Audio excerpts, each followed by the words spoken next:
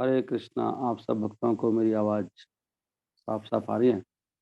मैं आज चाणक्य नीति से कुछ श्लोक हैं जो शिला प्रभुपाद बोला करते थे, मैं उनको अभी आपके सामने दोहराऊंगा और ये शायद रिकॉर्ड भी हो जाएंगे तो अच्छा है ना, हम कभी सुन सकते हैं इनको। तो पहला श्लोक है, टाइम कम है। हरे कृष्णा। आत्माता गुरु पत्नी ब्राह्मणी राजपत्नी कहा, धेनु धात्री तथा पृथ्वी सप एता मातरः सिमृतः। ये हमारी 7 माताएं होती हैं। पहली माता है आत्माता, अपनी माँ। गुरु पत्नी, गुरु की पत्नी। ब्राह्मणी, ब्राह्मण की पत्नी। राजपत्नी कहा, राजा की पत्नी। धेनु, गाय। धात्री, दाई। तथा पृथ्वी सप्त एता मातरः सिमृतः। आपुत्रस्य गृहं शून्यं दिशा शून्यास्तो बांधवा। मूर्खस्य हृदयं शून्यम सर्वशून्या दरिद्रता। पुत्रहीन व्यक्ति के लिए गृहस्थ जीवन शून्य है। पुत्रहीन व्यक्ति के लिए, जिसके ये जो चाणक्य नीति है सामाजिक स्तर पर भी है, भक्तों के लिए तो नहीं है ये वाला श्लोक। भक्त के लिए तो भगवान सब कुछ है, लेकिन समाज में, संसार में जो रहता है, संसार की दृष्टि से देख रहे हैं हम। पुत्रहीन व्यक्ति के लिए गृहस्थ जीवन शून्य है और मित्रहीन व्यक्ति के लिए दिशाएं शून्य है। ज्ञान के बिना जीवन शून्य है। मूर्खस्य हृदयम शून्यम सर्व शून्य दरिद्रता। और दरिद्र व्यक्ति के लिए पूरा जगत शून्य है। तो इन चीजों की जरूरत है, धन की जरूरत होती है व्यक्ति को, नहीं। सर्व शून्य दरिद्रता। और इसमें ज्ञान की महिमा, ये अच्छा पॉइंट हमारे लिए। मैं पहले इसका अर्थ पढ़ूंगा, फिर श्लोक को ज्यादा समझ में आएगा। कोटि स्वर्ण मुद्राएं देकर भी जीवन का एक क्षण वापस नहीं आ सकता। इस श्लोक में समय की बताई जा रही है, समय कितना कीमती है। करोड़ों आप स्वर्ण की मुद्राएं देकर भी जीवन का एक क्षण वापस नहीं आ सकता। इसलिए व्यर्थ गंवाए हुए समय से अधिक और कौन सी हानि हो सकती है। आयु सा क्षणों एकोपी, आयु सा क्षणों एकोपी ना लभ्य स्वर्ण कोटि भी। स्वर्ण कोटि देकर भी एक क्षण नहीं मिलेगा आपको आयु का। करोड़ों करोड़ों आप सोने के सिक्के दो, सोचो अरबों पैसा हो गया। सा चेत निरर्थकम नीता। इसलिए वो व्यक्ति, नीता माने बिताया हुआ, जो बिना बात ऐसे ही समय बिताता, निरर्थक, यूजलेस। काचा हानि ततो अधिका, उससे बड़ी हानि क्या होगी। दुष्ट व्यक्ति यदि ज्ञान से विभूषित हो तो भी उसे दूर ही रहना चाहिए, क्योंकि वह उस सर्प के समान ही विषैला है जिसके फने पर मणि है। क्या ऐसा सर्प भयानक नहीं होता। दुष्ट व्यक्ति यदि ज्ञान से विभूषित हो तो भी उससे दूर ही रहना चाहिए। दुर्जना परिहर्तव्यो, दुर्जन व्यक्ति का संग छोड़ देना चाहिए। दुर्जना परिहर्तव्यो विद्या अलंकृत, जिसके अंदर व्यसन हो और उसका उसमें इंटरेस्ट भी हो, उसको अच्छा समझता हो, वो दुष्ट है। दुर्जना परिहर्तव्यो विद्या अलंकृत, जब विद्या से अलंकृत क्यों ना हो। आकृतोपि सन, अपि सन, उसको भी ओके। मणिना भूषिता सर्पा, ऐसे कोई सर्प हो जिसके ऊपर मणि हो। किम असौ न भयंकर, क्या वो भयंकर नहीं होता। इसलिए खाली ज्ञान नहीं देखना है। दुष्टा भार्या सठम मित्रम भृत्योश्च उत्तरदायका सर्पे च गृहवासो मृत्यु एव न संशया। ओके, जिसकी पत्नी दुष्ट हो, दुष्ट भार्या, मित्रम और सठ मित्रों, मित्र मतलब कपटी हो। जिसकी पत्नी दुष्ट है, जिसका मित्र कपटी धोखेबाज है, और जो नौकर है वो उत्तर देने वाला है। ऐसा नौकर नहीं रखना चाहिए उत्तर देता हो वापस में। भृत्योश्च उत्तरदायक कहा, और जिस घर में सांप हो तो उस व्यक्ति को मृत्यु निश्चित ही है। मृत्यु के समान है इस तरह की पत्नी, इस तरह का मित्र और इस तरह का नौकर और घर में सांप। चाणक्य पंडित कहते हैं, जिस प्रकार एक पेड़ के अंतरस्थ भाग में लगी हुई आग पूरे जंगल को जलाकर राख कर देती है, उसी प्रकार एक कुपुत्र से पूरा परिवार का नाश हो जाता है। एक पुत्र आपका हो और वो उसके अंदर गंदी आदतें हो, पूरे परिवार का नाश कर देता है वो। एकोन अपनी कुवृक्षेण कोटस्थाने वहीना। जैसे जंगल में एक पेड़ हो और उसके उसमें आग लग गई हो, अंतरस्थ पेड़ के अंतर्भाग में, तो सबको ही आग लगा देगा ना, पूरा जंगल जल जाएगा। दहयति तद वनम सर्वम, तो सारा वन जल जाता है। उसी प्रकार कुपुत्रेण कुलम था, कुपुत्र भी ऐसे ही है। जिस प्रकार एक अच्छे फूलों वाले वृक्ष की सुगंध से पूरा वन सुगंधित हो जाता है, उसी प्रकार एक अच्छे पुत्र की उपस्थिति से पूरा वंश महिमा मंडित हो जाता है। एकेनापि सुवृक्षेण पुष्पितेन सुगंधिना वासितम तद वनम सर्वम सुपुत्रेण कुलम यथा। सुपुत्र से उसी प्रकार पूरा वंश महिमा मंडित हो जाता है। वासितम, वासितम का मतलब सुगंधित हो जाता है।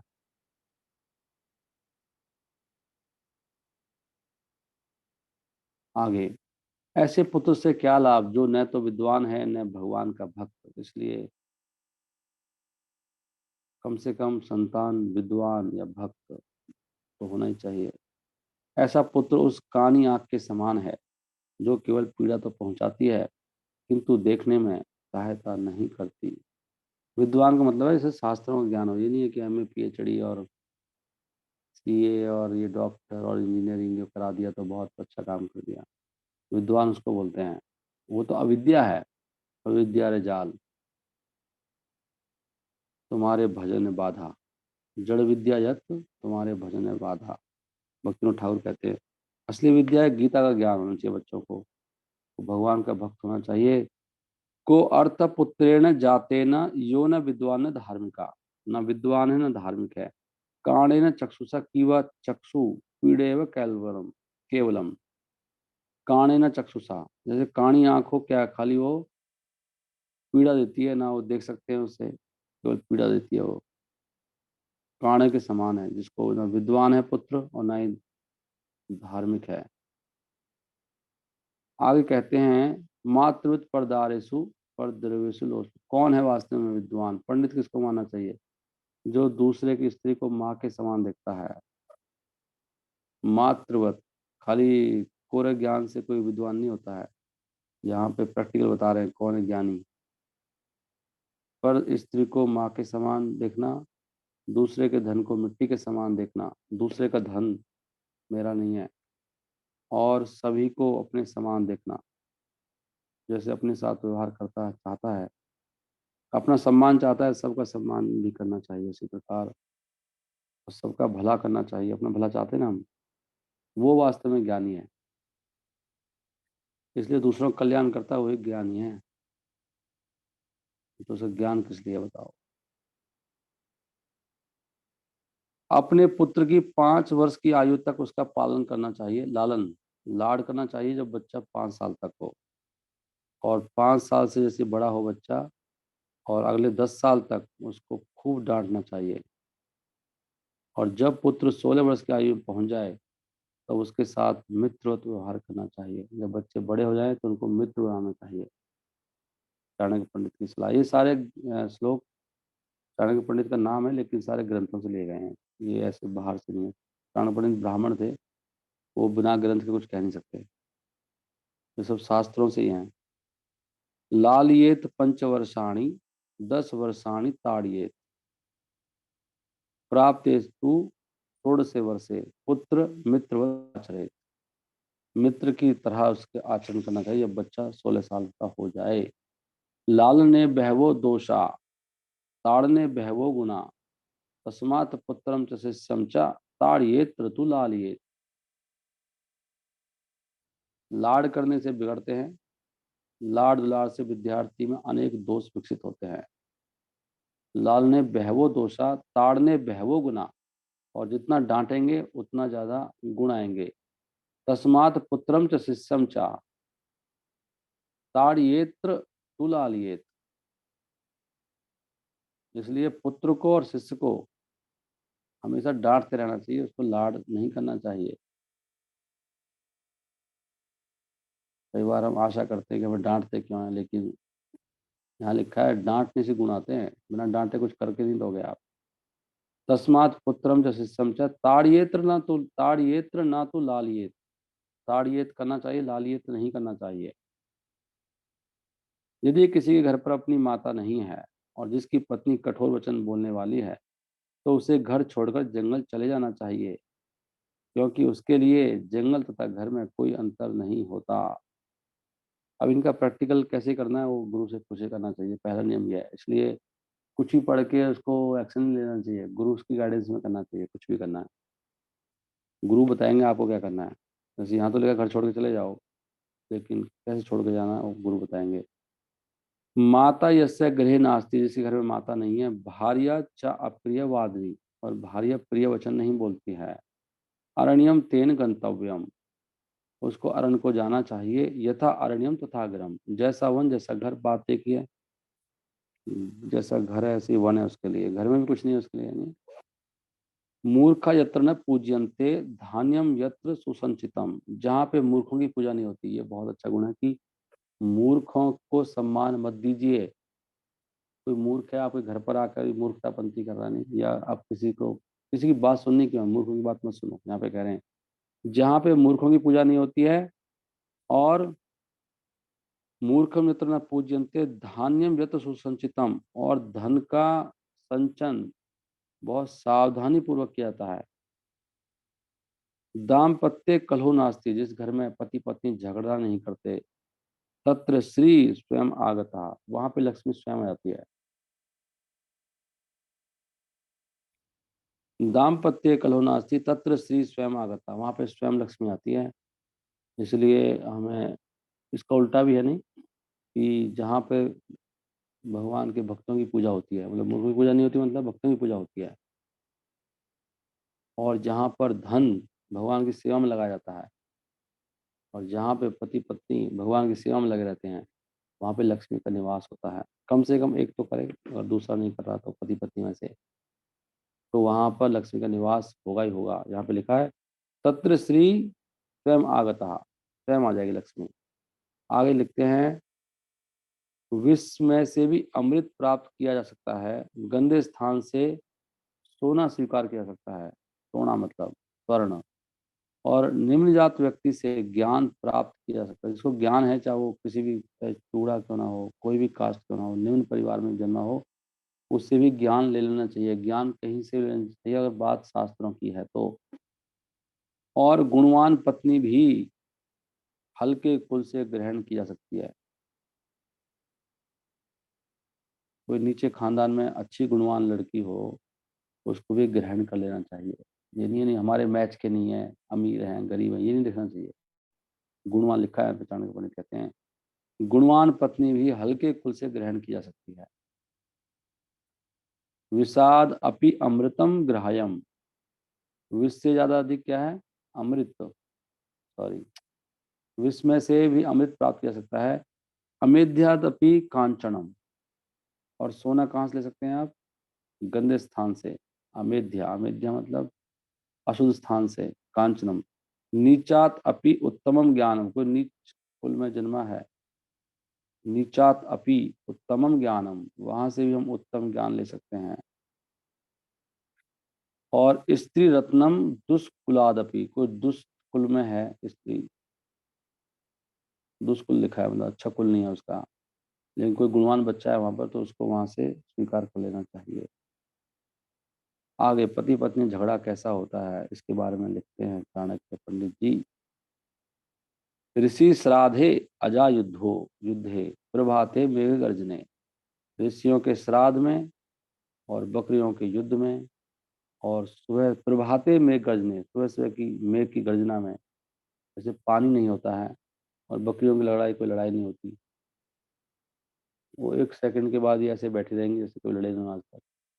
और ऋषियों के श्राद्ध में कुछ होता नहीं, दाम्पत्य कलह च, वैसे ही पति-पत्नी का झगड़ा बहु आरंभे, ऐसे लगता है बहुत बड़ा हो रहा है, लेकिन लघु क्रिया, कोई झगड़ा है नहीं।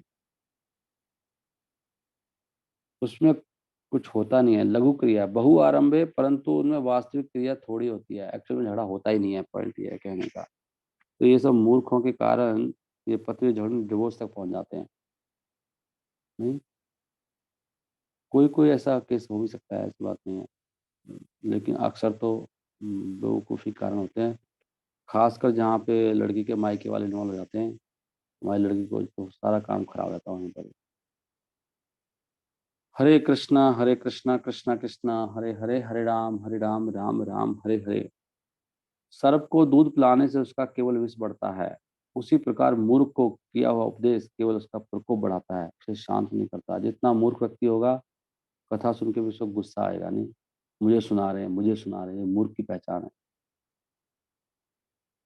आपको ही सुनाने के लिए कि यार ये कथा तो सत्य बात है, और किसी को सुनाएँगे? नहीं, आपके फ़ायदे के लिए है, लेकिन मूर्ख व्यक्ति को गुस्सा आता है, उसे क्रोध आता है, प्रकोप बढ़ता है। जैसे साँप को दूध पिलाने से कोई साँप अच्छा नहीं हो जाएगा, उसका विष बढ़ता है। पया पानम भुंजानाम केवलम विषवर्धनम, उपदेशो ही मूर्खाणाम प्रकोपायन शांतये। शांत नहीं होगा, अरे भैया तुम ऐसे क्यों कर रहे हो? ऐसे मत करो, इससे तुम्हें नुकसान होगा। लेकिन उसका प्रकोप बढ़ेगा, शांत नहीं होगा अगर मूर्ख होगा तो। और ब्राह्मण को आप कुछ सुना दो बस एक बात, वो पूरा तुला हो कुछ करने पे, प्रभु जी इसमें ऐसे लिखा है, दिखाओ, दिखाओ क्या लिख रहा है? तुरंत चला जाएगा उठ के वहाँ से जो ब्राह्मण होगा। अच्छा मैं इतनी बड़ी गलती कर रहा हूँ, मैंने सोचा नहीं ऐसे। ब्राह्मण ऐसा होता है वो, शास्त्र में उसका बहुत विश्वास होता है, शास्त्र के अगेंस्ट नहीं जाएगा वो। उसको बस आपको दिखाने की ज़रूरत है। शास्त्र के लिए ब्राह्मण मर सकता है और वो जी भी सकता है, उसको कहते हैं ब्राह्मण। और ब्राह्मण का उल्टा होता है मूर्ख।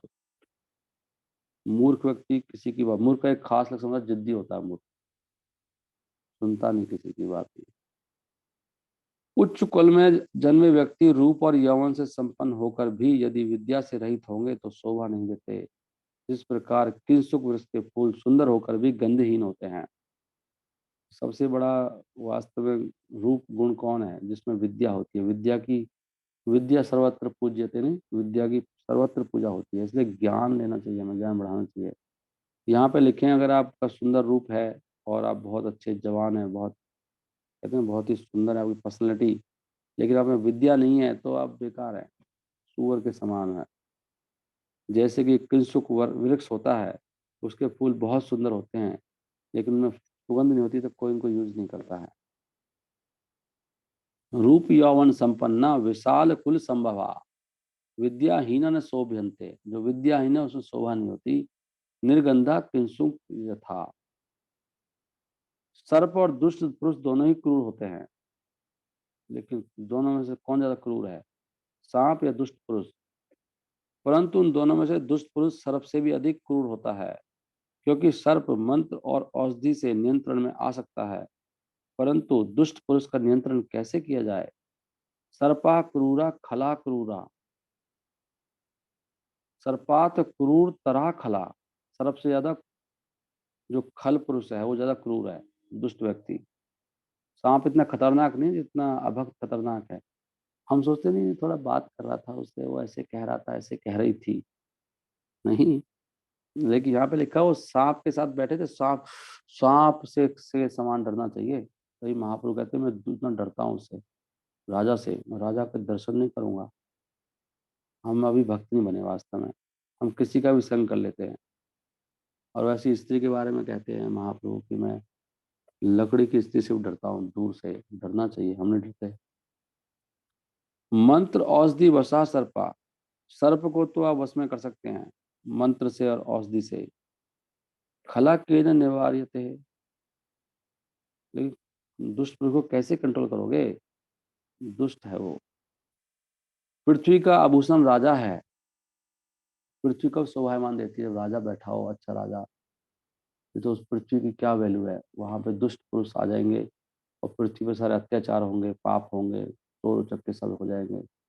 तो पृथ्वी का आभूषण राजा है, स्त्री का आभूषण उसका पति है। बिना पति के स्त्री सोचती है नहीं मैं अलग रह लूँगी, ये कर लूँगी, वो कर लूँगी। यहाँ पे लिखा है शास्त्र में, कैसा भी है उसका आभूषण है। स्त्री का आभूषण उसका पति है। रात्रि का आभूषण चंद्रमा है। रात है, काली रात।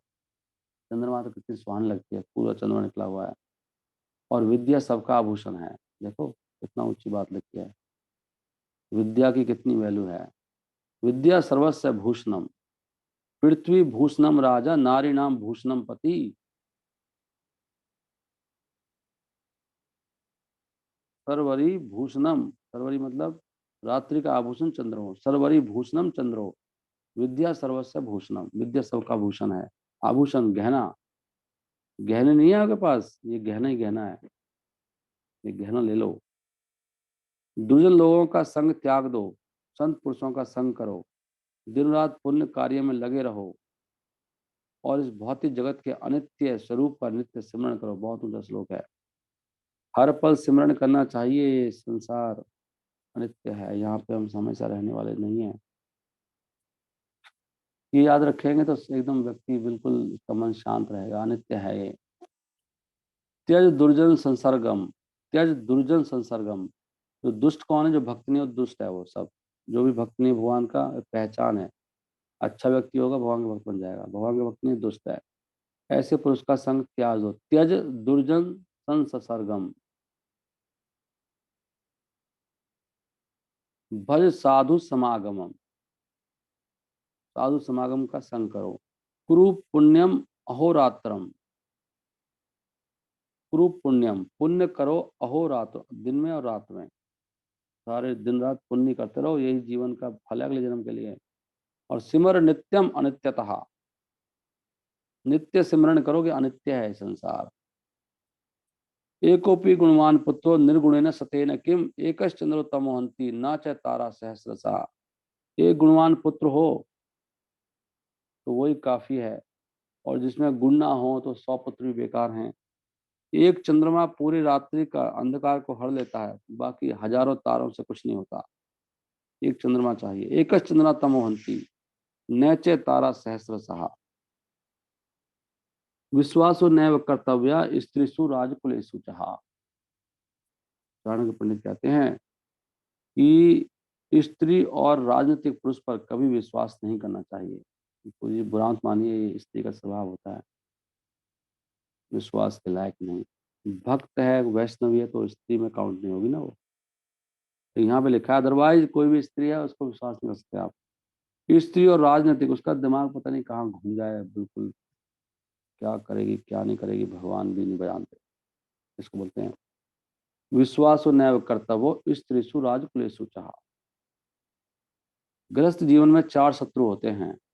बहुत ऊंचा श्लोक है ये। पिता जो ऋण पीछे छोड़ जाता है, पिता शत्रु है। पिता मर गया, ऋण छोड़ चला गया पुत्र, शत्रु था आपका पिता। माता किसी की अगर करप्ट है, जो व्यभिचारिणी है, वो भी क्या होती है? वो भी शत्रु होती है बच्चों की। और पत्नी जो बहुत सुंदर होती है, देखो सुंदर पत्नी लेके आने चाहते हैं हम लोग, लेकिन चाणक्य पंडित का कहना है कि ये शत्रु है आपकी,